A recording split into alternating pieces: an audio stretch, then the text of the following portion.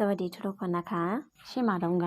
ထိုင်းစာမှာအသက်တန်လေးတွေဘယ်နှခုရှိလဲဆိုတာကိုပြောပြပြီးသူရဲ့အဆွဲသွားလေးတွေလည်းပြောပြပြီးဆိုတော့ဒီနေ့ကပထမဆုံးငေါ်အသက်တန်ရဲ့စကားလုံးလေးတွေကိုတွားကြည့်မှာပါဒီဘီနဲ့တရပေါင်းထားပြီးတော့အနောက်မှာငေါ်ဆိုတဲ့အသက်တန်ပါလာတယ်ဆိုလို့ရှိရင်သူကအသက်ရှင်ဖြစ်တဲ့အတွက်ကြောင့်မို့လို့အတန်ကိုရှည်ရှည်လေးဆွဲပြီးတော့ပြောရပါမယ်ပြီးတော့ငါသက်အတန်ငါသက်ငါမပြောခင်အနေအထားဆိုတဲ့အတန်နဲ့ပြောရမှာပါ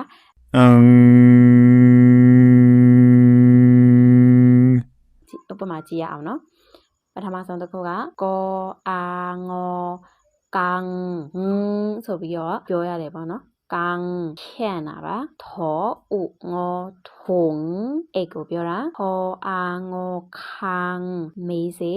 ထောအာငေါဟန်အမီဘောအာငေါဘန်ပါတယ်ဖောအာငေါဖန်ကောက်ယူကောအာငေါကန်ကောအေငေါကင်ကန်ကင်ဆိုရင်ပေါင်းပြီးခေါ်အောငေါของပစ္စည်းရောအေငေါรงပြင်းအားစွမ်းအားယောအာငေါယံရပါနောအာငေါနံအမျိုးသမီးဝေါအာငေါဝံချထားတယ်ခေါ်ရောအောငေါခရောင်အုပ်ချုပ်တယ်သိမ့်ပိုက်တယ်ကြောအောငေါကြောင်ကြိုမာထားတယ်ဘုတ်ကင်ယူထားတယ်မောအောငေါမောင်ကြည့်တယ်လောအောငေါလောင်စမ်းကြည့်တယ်ထောအောငေါထောင်ရွှေကောလောအာငေါကလန်အလဲโอเคสวัสดีทุกคนนะคะဒီနေ့ကအသက်ရှင်5ခုထဲမှာပါတဲ့မဲကွမ်လို့ပြောလို့ရတဲ့မော်မာအသက်တန်လေးအကြောင်းကိုလေ့လာကြပါမယ်မော်မာအသက်တန်နဲ့ဆုံးတဲ့အခါမှာဆိုရင်အသက်ရှင်ဖြစ်တဲ့အတွက်အတန်ကိုရှည်ရှည်လေးဆွဲမယ်ဆွဲပြီးရင်မော်ပါတဲ့အတွက်ဆိုတဲ့အတန်နဲ့ဆုံးသက်ရပါမယ်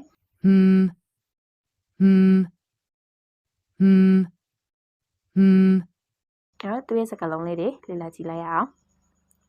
တောဤမောတီမ်ဝေဖန်တယ်ပြစ်တင်တယ်လော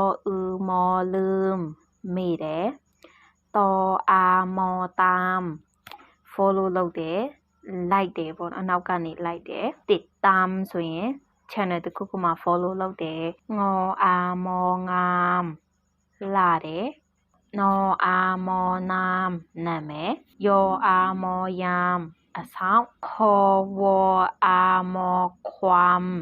သူကရှေ့ဆက်စကားလုံးပေါ့နော်ဥပမာความรักဆိုရင်အချစ်